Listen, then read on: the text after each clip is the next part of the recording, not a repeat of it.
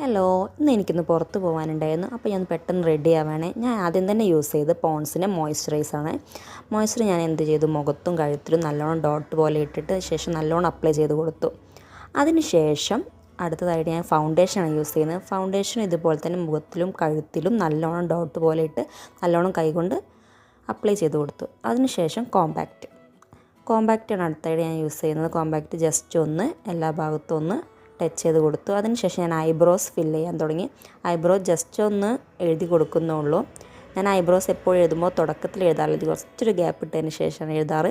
അതിനുശേഷം ഞാൻ എന്ത് ചെയ്തു, കണ്ണെഴുതി ലിപ്പൊന്ന് വരച്ച് കൊടുത്തു. പിന്നെ ഡാസ്ലർ ലിപ്സ്റ്റിക്കാണ് ഞാൻ യൂസ് ചെയ്യാറ്, അതിട്ട് കൊടുത്തു. ഇത് പുതിയ ഷെയ്ഡാണ്. അതിനുശേഷം ഞാൻ അലീനർ എടുത്തു, കണ്ണ് നല്ലോണം വാലിട്ട് എഴുതി. അവസാന സ്റ്റെപ്പായിട്ട് ഞാനൊരു മസ്കാര യൂസ് ചെയ്തു, മസ്കാര ഇട്ട് കൊടുത്തു. ഇതാണ് എൻ്റെ ഫൈനൽ ലുക്ക്. എങ്ങനെയുണ്ട്?